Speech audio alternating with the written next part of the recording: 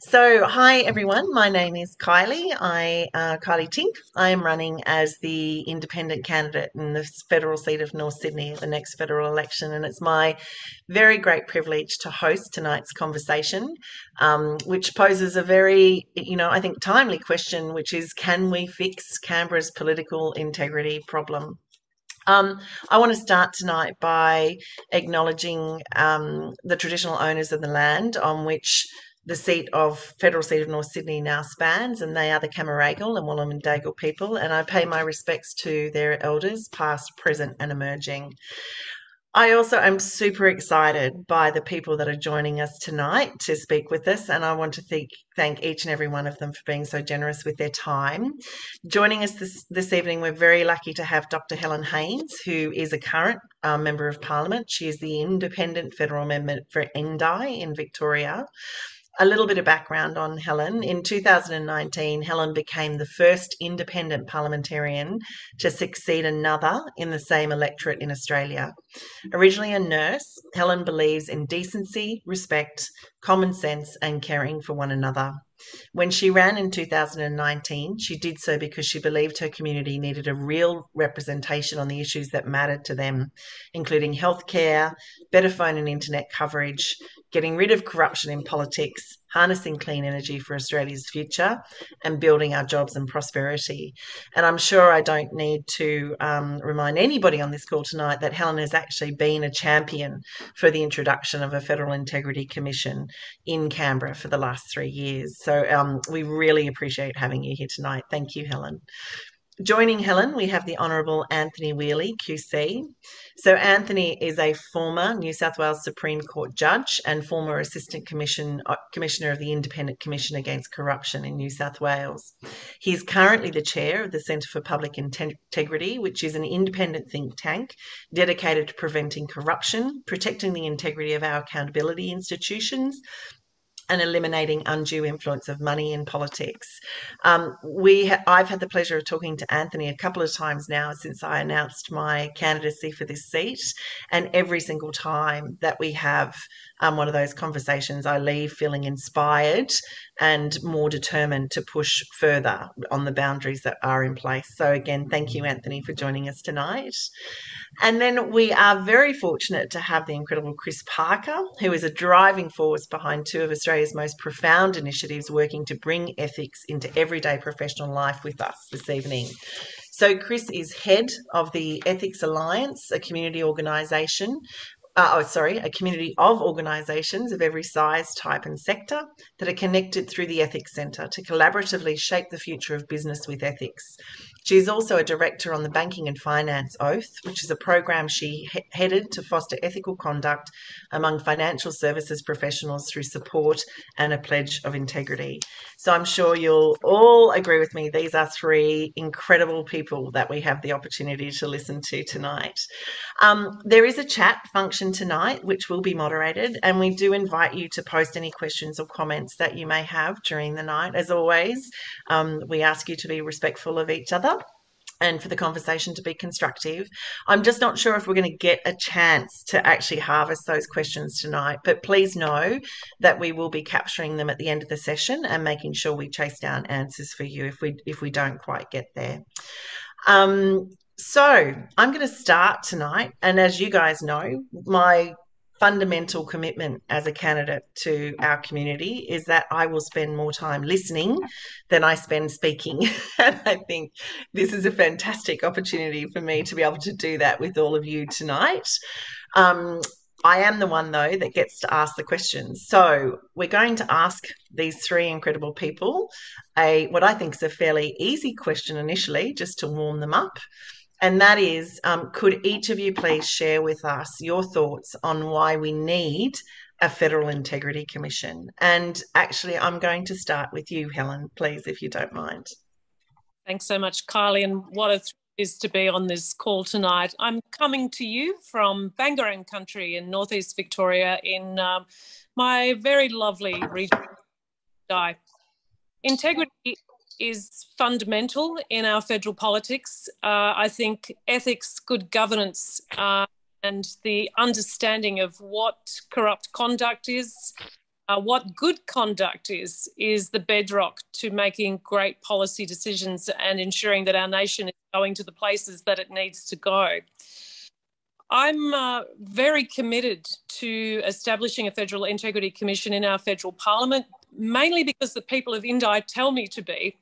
When I was campaigning in 2019 as a brand new candidate, every town hall I went to, every street corner I stood on, every club I spoke to, people from all walks of life underscored to me the issue of trust in our democracy and their feelings that the trust that they used to have was being eroded. And they said that to me in all sorts of ways, not generally in a sentence quite like that, but they reflected feelings of frustration and they reflected a sense that things didn't quite smell right to them. As you would know on this call, if you didn't know this, that the federal parliament is the only parliament now right across Australia that does not have an integrity commission, anti-corruption commission, or whatever you wish to call it. So for me, it's crucial that we establish this in our federal parliament for the reasons I've explained. Fundamentally, though, for me, it's about ensuring that our most precious thing, our democracy, is one that we can hold close to us with a sense of real trust. And right now, we know from the many surveys that have been undertaken across the Australian population and through the great work of Anthony's organisation, Centre for Public Integrity, and Transparency International and others, that trust in Australia's democracy is diminishing, and that's a really frightening thing. Thank you, Helen. So that was a lovely segue. I think, Anthony, will come straight to you then. Why do you think we need a Federal Integrity Commission? Well, it's hard to improve on Helen's reasons, really, but the starting point is that we don't have one, and yet we do have these bodies in every state and territory in New South Wales. And despite the criticism that's sometimes placed upon these state and territory bodies, particularly from hostile press, I think that they actually do a wonderful job. And they provide a very valuable service in uncovering corruption and more importantly, really, in educating and providing guidance to public administration about ethical standards and the improvement of standards. And I refer to Dominic Perrottet's words at the height of Scott Morrison's attack on New South Wales ICAC over the Gladys Berejiklian investigation, when Perrottet said, ultimately, ICAC does a very important job, and it has done incredibly important work for New South Wales over the years. And so these bodies do a great job. But federally, we don't have one. And integrity is at its lowest level, according to Transparency International's Corruption Perception Index. We've slid right down the greasy pole there over the last 12 years, and I think the absence of such bodies is an important reason. Finally, I think we have seen quite a number of various scandals, particularly the misuse of public money that's been uncovered by the Audit Office with some terrific reports. And those reports show that public monies have been rorted on a pretty grand scale for political purposes in recent years. And there's no acknowledgement that that's so coming from the coalition government, which is a great shame. And there's no accountability. The absence of accountability undermines integrity. So we need to improve the level of integrity in government. And I think that an effective Federal Integrity Commission would do a lot to assist that. Thank you, Anthony. Chris, what would you add to the thoughts of... So I guess to add to that, we've got trust and accountability. I mean, from my perspective, I think in this country, we tend to vote people out. And I really want to live in a country where I can vote for someone, you know, where I can vote for someone who's inspirational, who's forward thinking. You know, I want to be able to trust a leader to have this country and us, its citizens, our interests at the heart of their decision making, not our votes. I mean, if you choose to take on that privilege, as you have, Helen, to govern, you know, and to become a politician, as you know, unfortunately, I think that just comes with a really heavy burden, and that is that you need to demand more of yourself. You need to hold yourself to higher standards than we do. And if for some reason those aren't met, well, then you have to be held accountable in some way, in the same way as all of you and I are. And you know, to both your points, I just don't see our democracy functioning effectively if we don't have that accountability, the trust, the integrity in the system. It is quite amazing, isn't it, that at the highest level is where it's missing. You know, we are talking about our federal government not actually keeping pace with our states and territories. And so, Helen, I'd really love to come back to you now as someone who is, you know, you've been such a champion of this discussion at the federal parliamentary level in the last 3 years. I mean, you introduced your proposed bill for the Australian Federal Integrity Commission into the House of Representatives in October 2020. You then subsequently delivered a letter signed by 59 prominent leaders calling for the government to establish a robust integrity commission. You delivered that to the Prime Minister, Scott Morrison. 12 months later, I understand in October 2021, you worked with Senator Rex Patrick to introduce the bill for the Australian Federal Integrity Commission into the Senate. And at the same time, you reintroduced the bill into the House of Representatives. Yet we still don't have a Federal Integrity Commission. Helen, why is it proving to be so difficult to make this happen? Well, that's the $69 million question. And, you know, it is great lengths that I've gone to. And I would add a few more things to the timeline of that particular journey. When I first entered the Parliament, I went to see the Prime Minister very early on in the first couple of weeks and laid out to him the issues that were of importance to my electorate, the reasons why I was elected and what I was going to be advocating for. And of course, integrity was very high up on that list. At that point, the Prime Minister assured me this was all in hand with the Attorney General and I should make an appointment to go and see him, which I subsequently did. And I saw the then Attorney General, which was Mr. Porter, several times in regard to the progress of the government's own bill. What became apparent to me through the ensuing couple of years was that the government's bill, while it was being consulted on, was in the go slow lane. The consultation finally happened. There were 300 submissions to that consultation.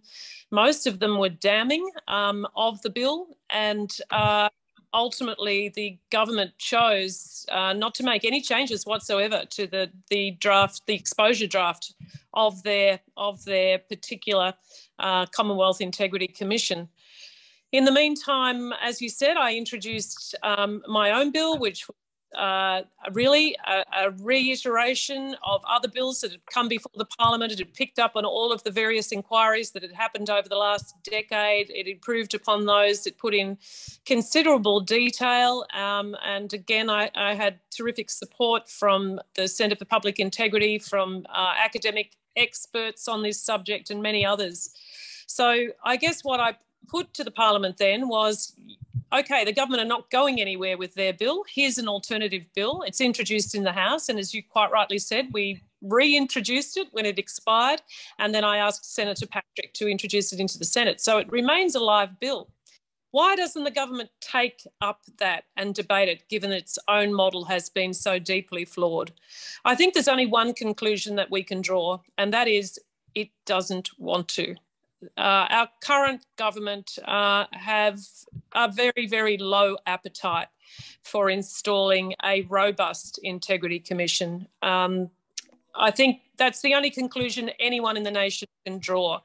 If you've gone through the process, if you've supposedly consulted in good faith but not taken on any of those suggestions, if you refuse to engage in working with another piece of legislation that's there, if two of your own members of your own government have come out publicly and in the Parliament and walked across the aisle to support me in my bid to have a bill debated, then I think the only conclusion that is fair to draw is this is something the government does not wish to install.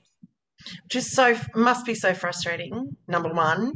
But number two, I just want to thank you personally for your persistence and the fact you've continued to push this discussion and have that fight at the federal level, because it really is important.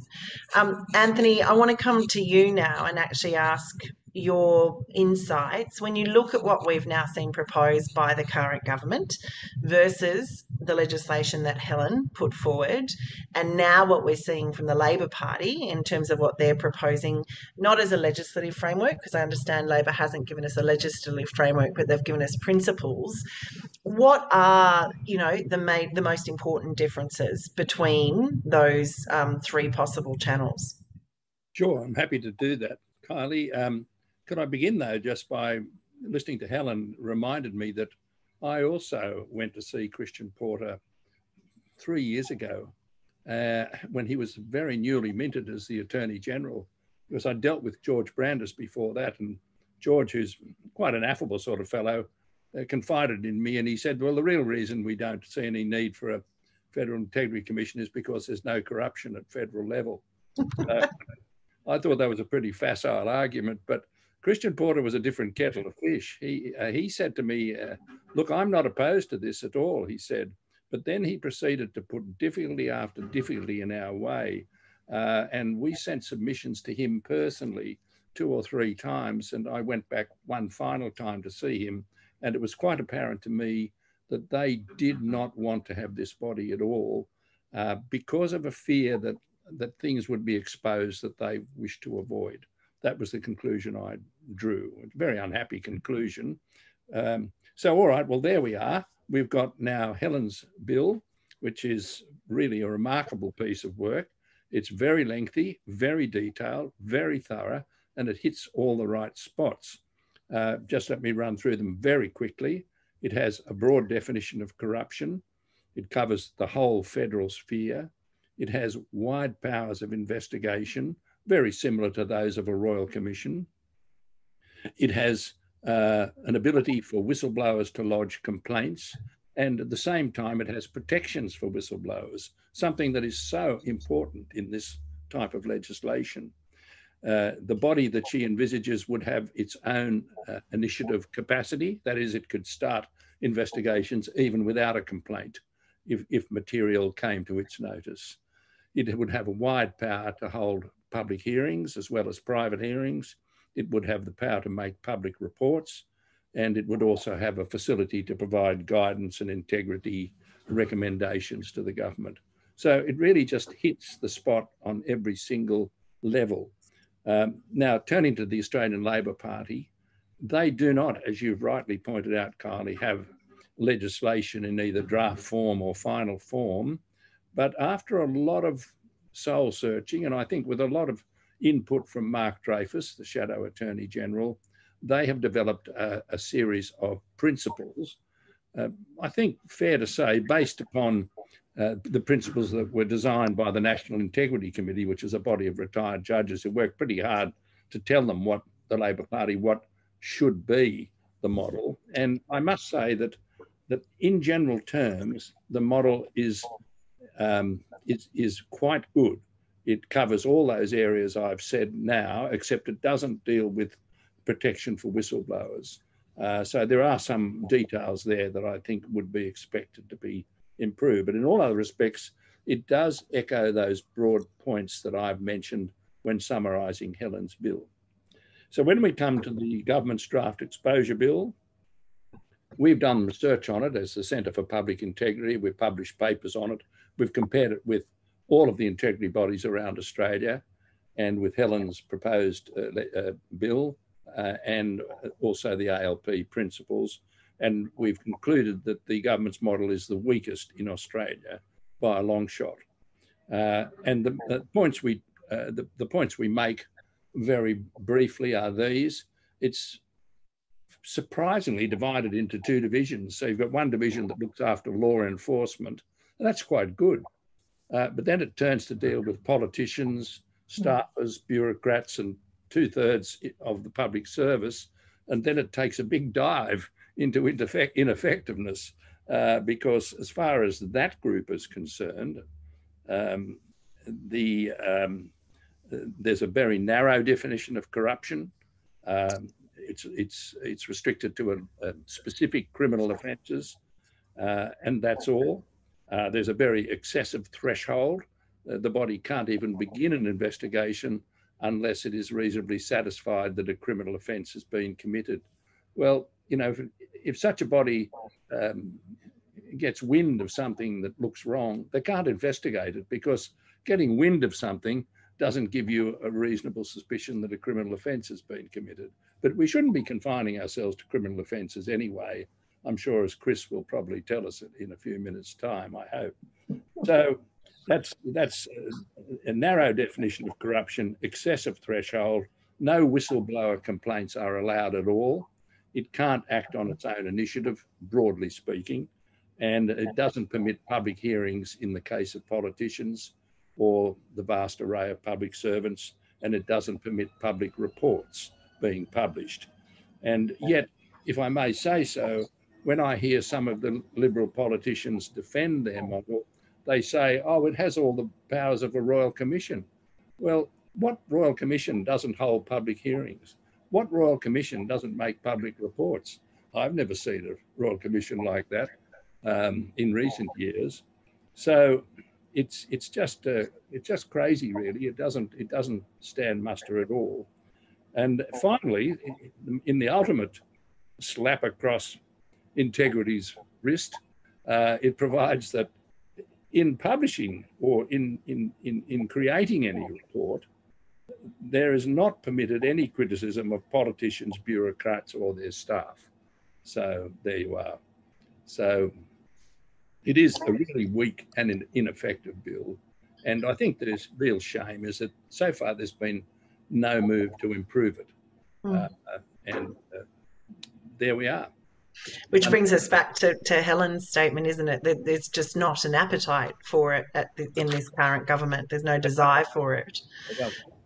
So, Chris, and that does bring me to you then, and I think because you provide a really interesting perspective in your past experience. I mean, should a Federal Integrity Commission restrict the definition of corruption to criminal offences like we're seeing being proposed by the Liberal National Party, or should it be broader as proposed by Helen's bill and what we understand are the principles of the Labor approach?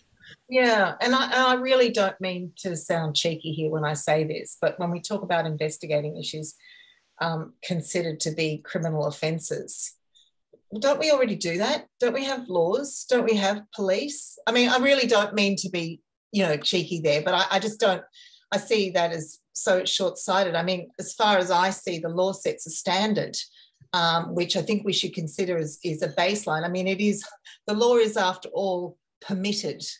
Whereas ethics is intrinsic. Ethics is what is right, and ethics is what we should be aspiring to. I mean, we don't want to live in a highly regulated state where the law has, its hand on absolutely every single thing that we do. So we've got to rely on people to do the right thing and meet the community expectations. But, coming back to that idea of being told, that, they don't need it.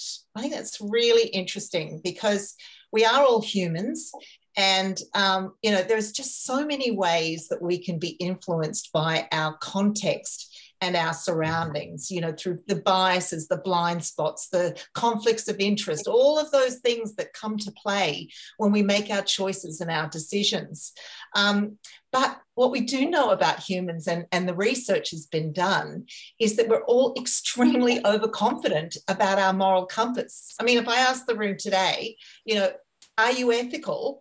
Put your hand up if you're ethical. And, 96% of you will put your hand up. And it goes back to that idea, well, we don't need this because, of course, we're ethical. And I think that the issue there is that you run a real risk if you're the only person that you're depending on to hold yourself to account.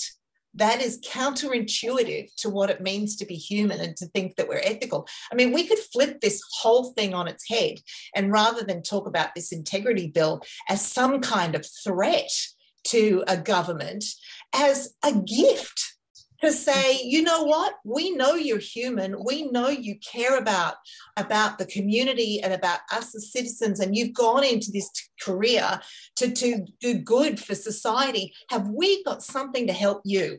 Because you know what, you are going to bring your biases. Daniel Kahneman says it, you're going to bring them to the door whether you want to or not, to absolutely every single decision. So hey, we have this great thing in place for you to help you, you know, monitor that, keep guards. And if you do slip over, and you will because you're human, we have a system in place to go, hey, pull it back. You know, I think we should do that. Just flip it on its head. I love that. I love that approach. So that would be like the carrot versus the stick model. Yeah. Exactly. Yeah. Fantastic. Anthony, I want to come back to you here because it seems to me that one of the main arguments that we get against a Federal Integrity Commission pretty frequently is the fact that it may damage or may cause damage to the reputation of innocent parties. And I think we've definitely heard a lot of that from our government in the past 12 months. And we saw it here in New South Wales with the way our Prime Minister spoke around, you know, what happened with our Premier. Do you think that's a valid objection? I wouldn't regard it as an objection to having a Federal Integrity Commission. I think it's a valid concern. And so in designing any anti-corruption body, you have to be aware that there is a risk that people's reputation may be damaged unfairly. Of course, that should be at the very top of the pile. But it shouldn't be a reason for saying, well, we won't have one at all, or we'll have one that's ineffective. So what needs to be done, I think, is we ask ourselves, well, how can we protect reputations with a body that has very significant powers? You know, just like a Royal Commission, we've seen the same thing with the Royal Commissions. They have the capacity to damage people's reputation. Mind you, sometimes some people deserve to have their reputations tarnished, but we're talking here about trying to avoid unfair damage. So I think what we need is, first of all, a lot of protections in the system, and they would include the fact that you wouldn't have a public hearing until you've had quite a number of private hearings, and so you're satisfied that there is something serious to look at here. And if you look at, say, the annual report of New South Wales ICAC, I think last year it held something like 6 public hearings, but it held 49 private hearings.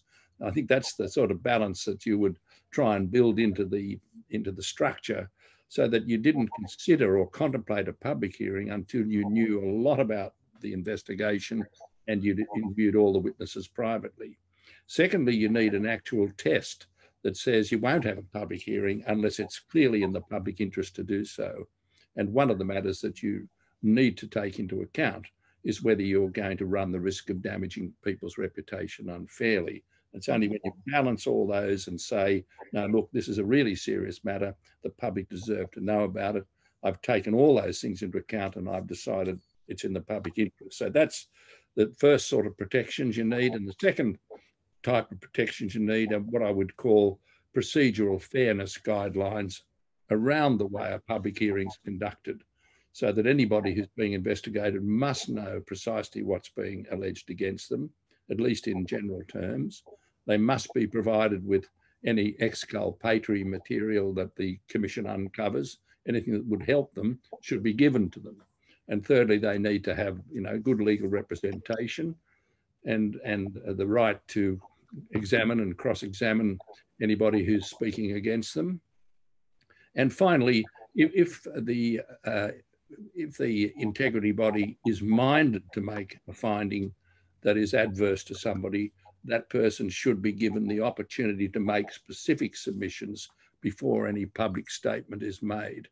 And I think that there may be other things too, but all of those matters, I think, will protect reputation. In addition to that, you should have an inspector who will oversee the whole thing, an independent person who will make sure that proceedings are conducted fairly. You need a bipartisan parliamentary committee to, again, provide oversight. And you need to have the courts providing judicial review to make sure that no errors of law occur. So all of those things put in place, I think, doesn't mean that mistakes mightn't still happen. You know, no institution is perfect, But I think that provided all that's done, then we protect reputation as much as we possibly can. Thank you, Anthony. So, I mean, what I just heard you say basically is that it probably is a fair concern, but it's not an insurmountable reason to not proceed. Like, it is a matter of process and procedure, and it can be overcome. It's not a true barrier in the way that it's been used of late to stop progress. I think one of the real problems, Kylie, that you see wherever there's been criticism of ICACs, it usually arises because an integrity body will make a finding that's adverse to someone, and then the Director of Public Prosecutions will decide to launch a criminal prosecution, and that criminal prosecution may or may not succeed.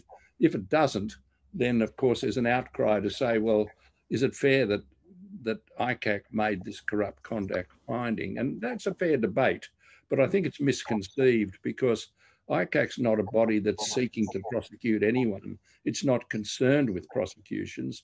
It's concerned with uncovering corruption. It's part of the executive. It's not part of the criminal justice system.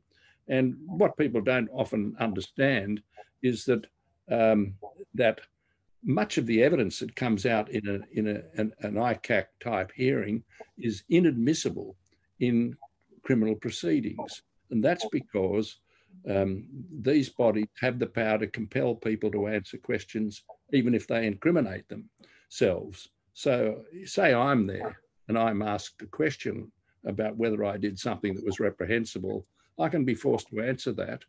And I may therefore give an answer which makes it clear that I have acted badly, but that evidence can't be used against me in a criminal prosecution.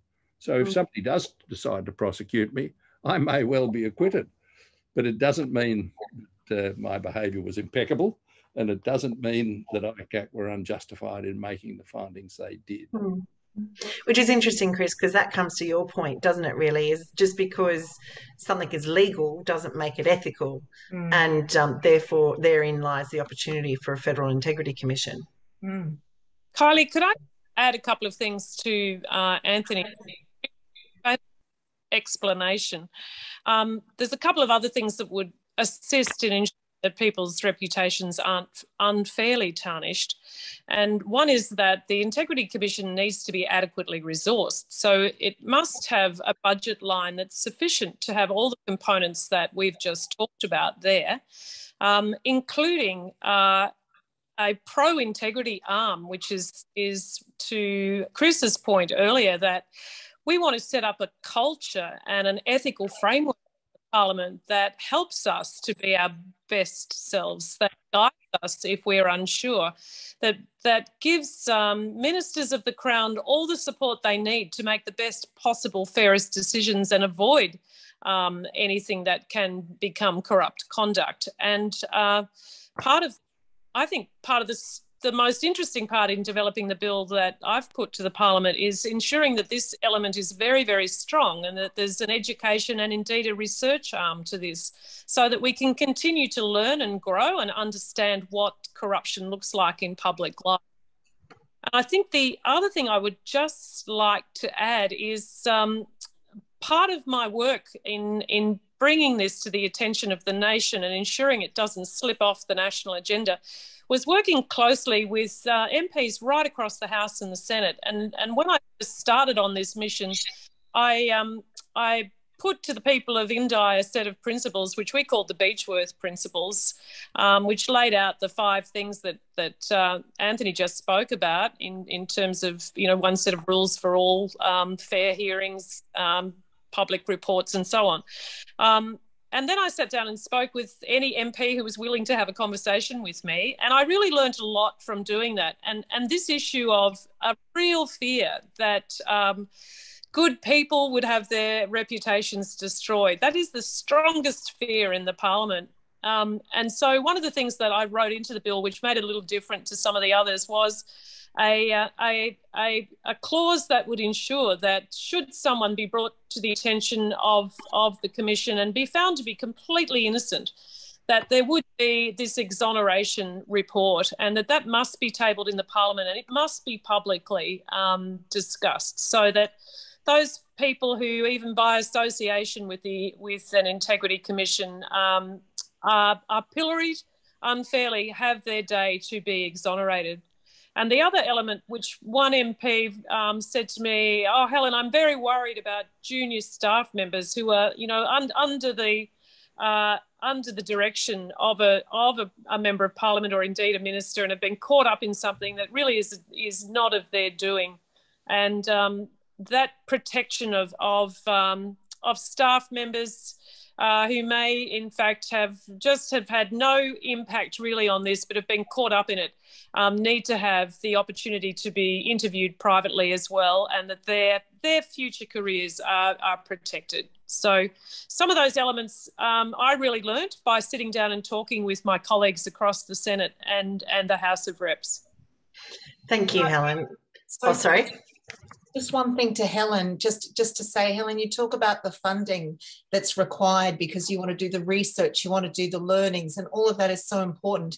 In financial services, they've spent $3.25 billion in remediating customers that have been the subject of illegal or unethical behaviour. Imagine if we spent just a small drop of that investing in what Helen's working on. That's it. That's all I have to say. Well, I think, and I talked to Anthony about this actually not that long ago. I think what's fascinating is that when anybody looks at the legislative reform that Helen put forward, it is top shelf. Like, it is best in class.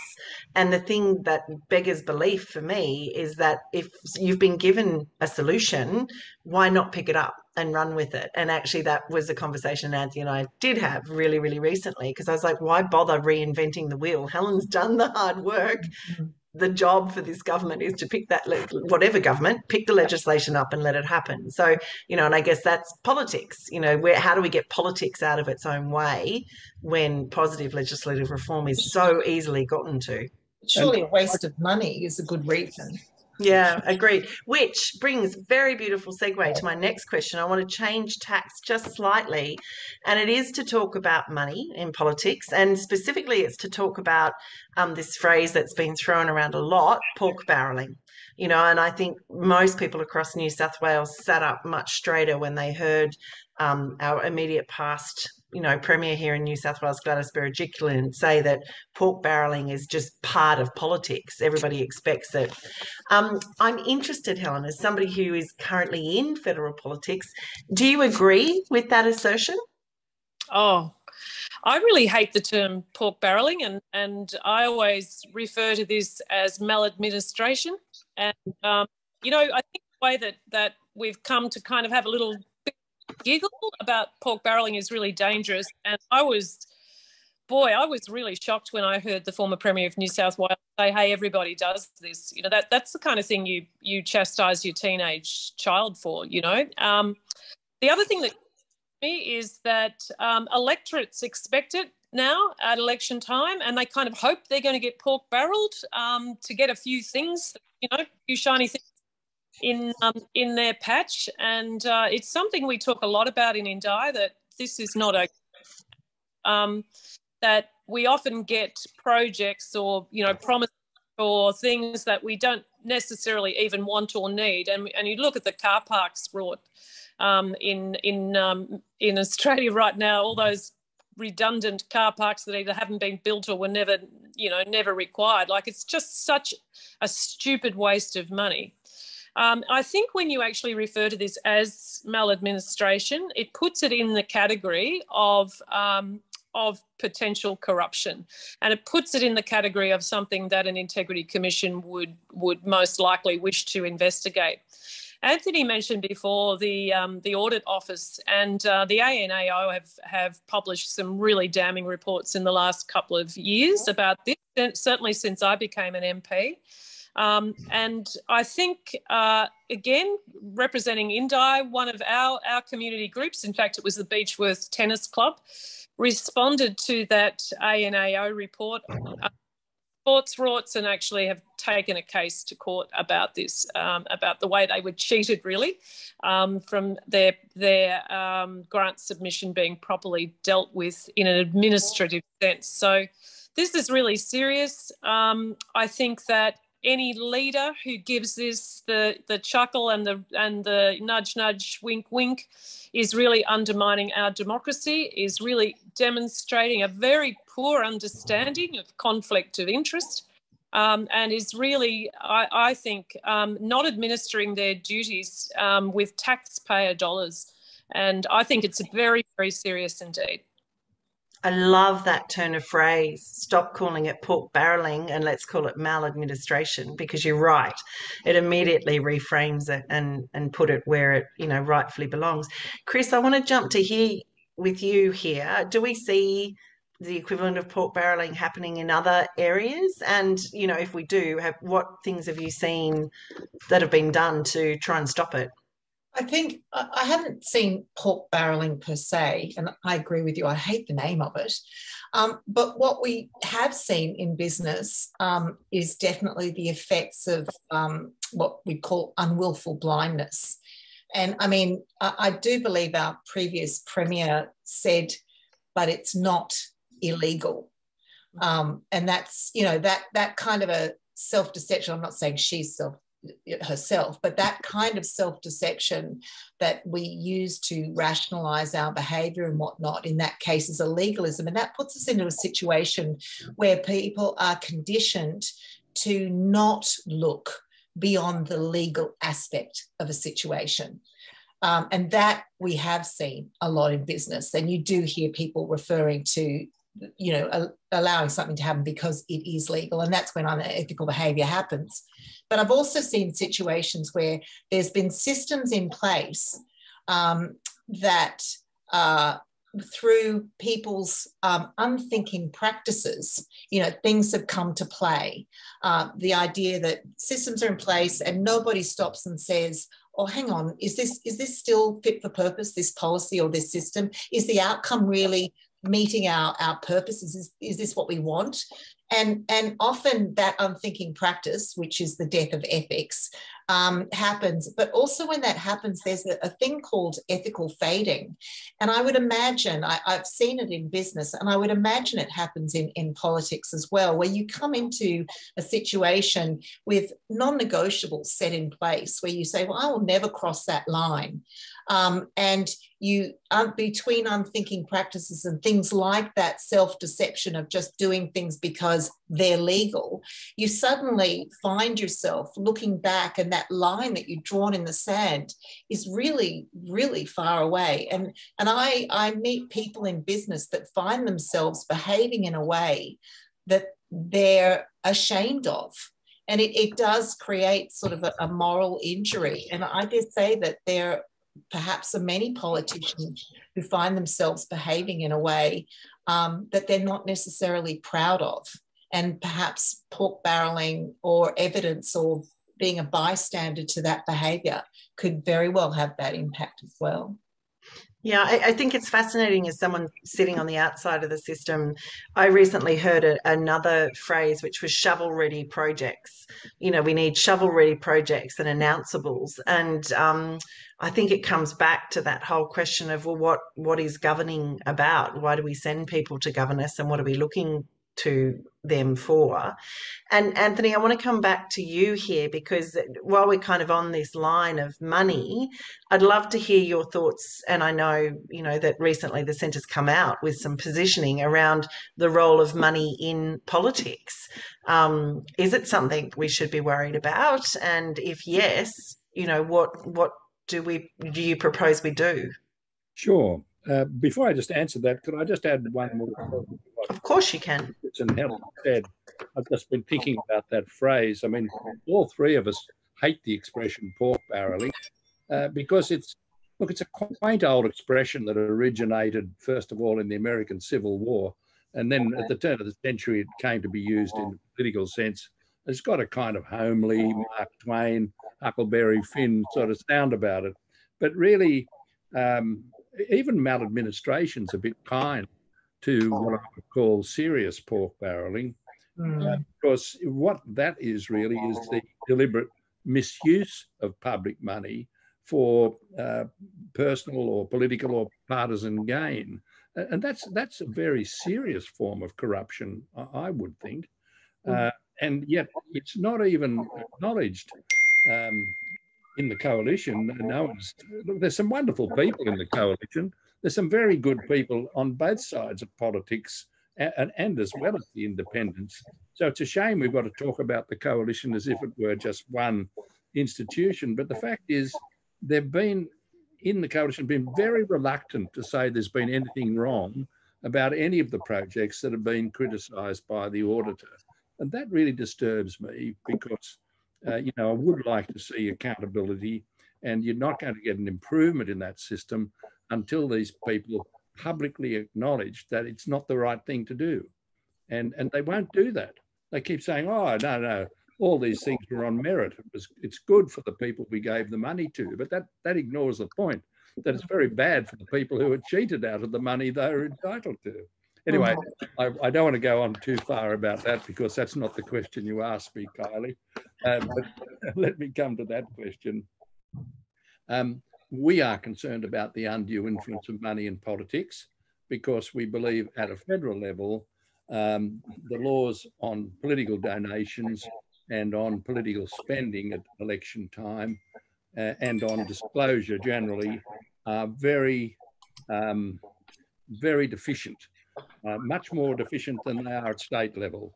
And there doesn't seem to be much appetite in either of the major parties to reform that situation. And so we do believe that some steps need to be taken to improve that. I don't know whether you want me to go into any detail on that. Yes, please. Well, very simply, we need to lower the threshold for disclosing donations. We need to put a cap on the amount that can be donated.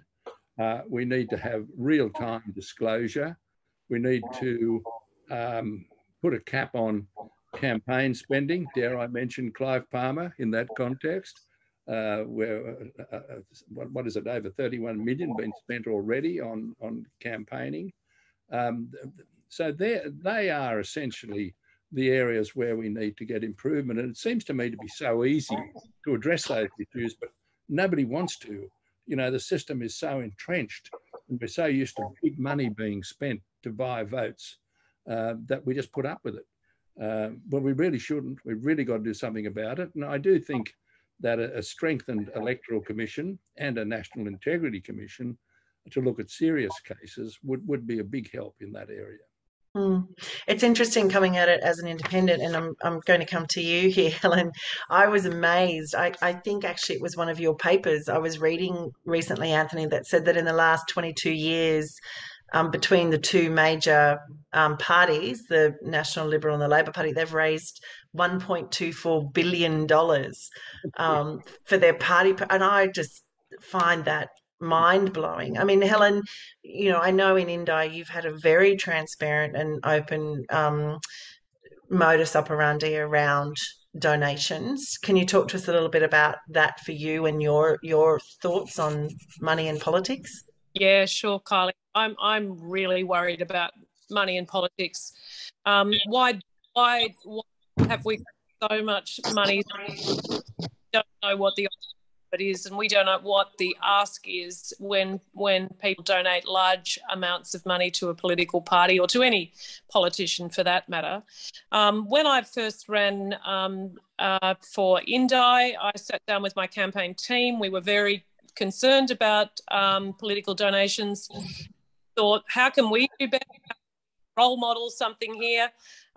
We settled on being as transparent as we could, and we set our limit well below the AEC threshold, and we made transparent any donation that was above $5,000. We disclosed that. When I became the member of Indi and entered Parliament, I thought, no, I need to do better than that again. So I introduced private members' bills to the Parliament last October, which called for all donations above $1,000 to be identified, and that should be cumulative. and I've sought to do that myself. And so now on my website, it's not quite real time, but I'd love to get to real time. Every quarter, I disclose all donations above $1,000, including cumulative donations. And for any donation above the AEC threshold, which is currently $14,500, way too high, I disclose those donations within 5 working days. So I've tried to model what I'm seeking from all of us. And, you know, I'm an independent without a big party behind me and a big machine, and it's very achievable to do that. And I think I could do even better, actually.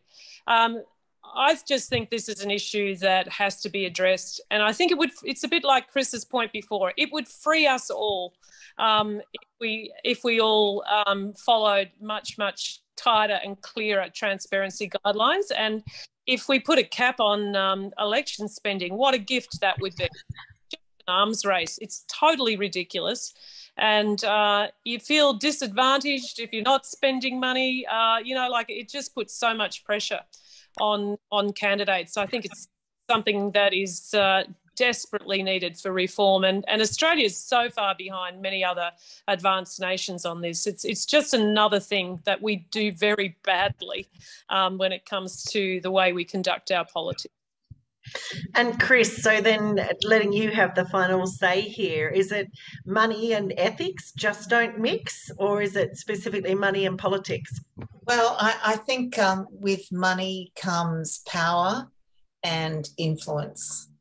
And, you know, I only just recently learned that the transparency model is that you discover 18 months after the donation just how much that donation was. So without the transparency, I think it can be ethical, absolutely, but transparency is absolutely vital. Otherwise, how can we as voters make conscious decisions on who we choose to vote for?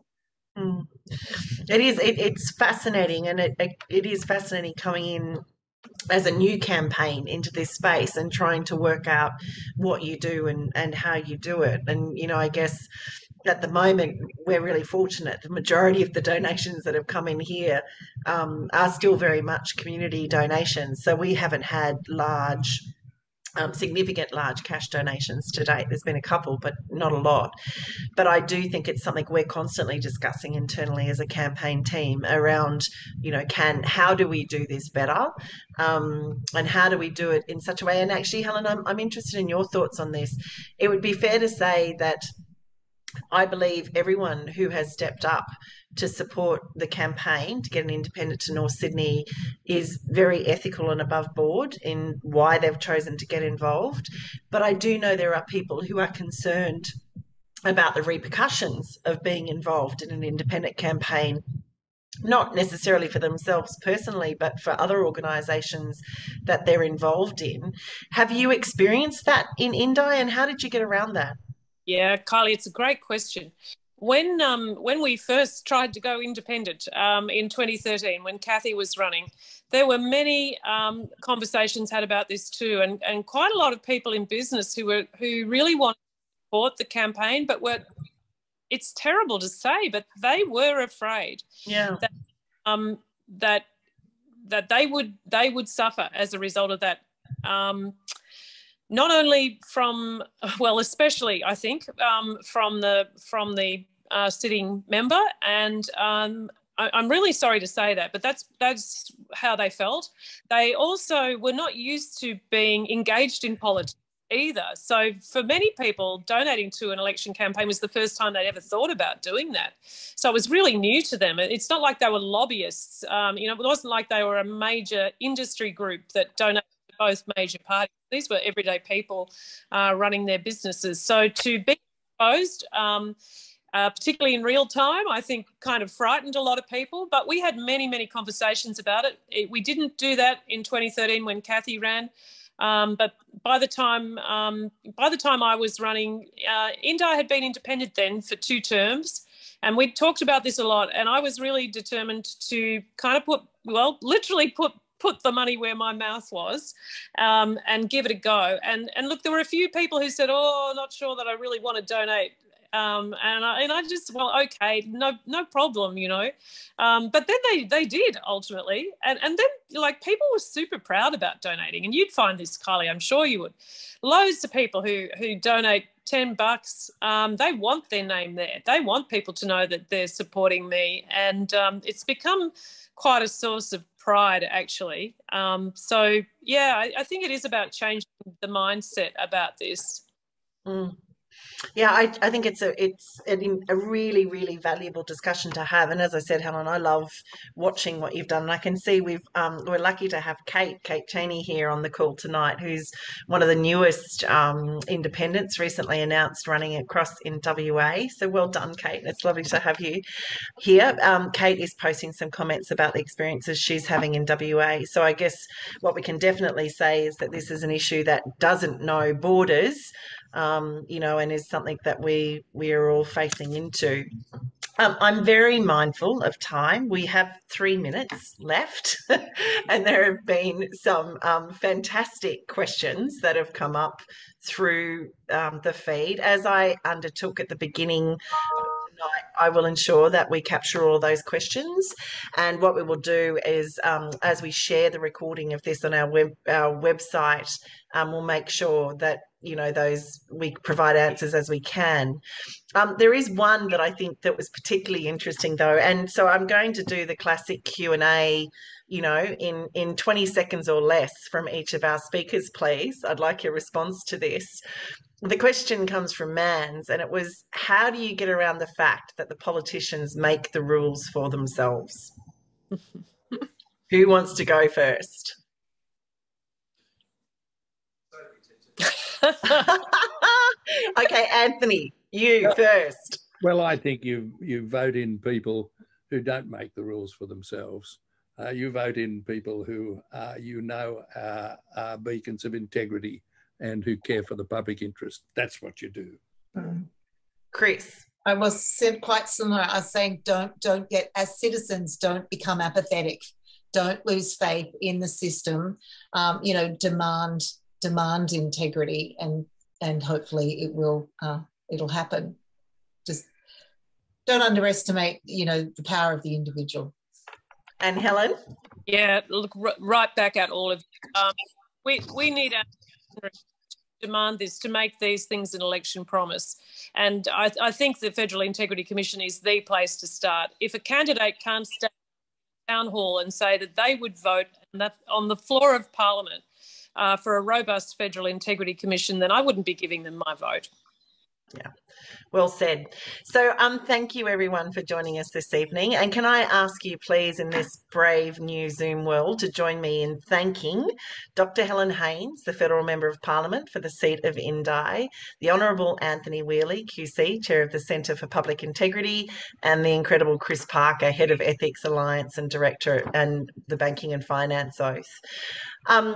Having announced my candidacy for the seat of North Sydney back in September last year, I've had 5 months to listen to people right across our community now. And what is obvious to me is that we do want integrity restored to politics, and we do want corruption, dishonesty and discrimination tackled. People want their representative to stop maladministration, previously known as pork barrelling. And they do want to push for greater accountability in how our public funds are spent. So one of the things I can say to everyone on this call is that if I am elected and sent to Canberra as your representative, I will add our voice and, most importantly, our vote to push for the establishment of a Federal Integrity Commission with teeth, and I will advocate for legislative reform to ensure truth in advertising and political advertising and the curtailing of the influence of money within the federal government environment. And what I would like to say, in having made those undertakings to you, is, much as Helen said at the beginning of the night, while I do too think they are incredibly important things to do, the reason I'm prepared to make those commitments to you is because it's what you've told me as a community that you want to see happen. And that's a fight that I would find it an honour to go to Canberra and have for everyone. Now, I know, Susie, there is one last message to share with everyone tonight, and that is just a reminder of events that are coming up. So our next event is actually this Sunday. We have a Meet the Candidate event, which is happening in Willoughby. So please share the news with people that you know that live in that area. And if that is an area where you live and you'd like to get along, it would be absolutely fantastic to see you. We did have a launch on Sunday, and it was our first opportunity to really put some meat around the bones of the policy positions that we're wanting to take to Canberra. But the reality is that, you know, while our policy pillars are set, I'm still always open to listening to people from across our community in terms of the things you want me to be fighting for. So, you know, I made you a very early promise that I would be the kind of person who would fight for what we believe in like I know I'm right, but I always will listen like I know I'm wrong. So thank you for continuing on this amazing adventure with me. And you know what, guys? I think we are going to do this. North Sydney, let's change the political climate in Canberra. Thank you for tonight, everyone.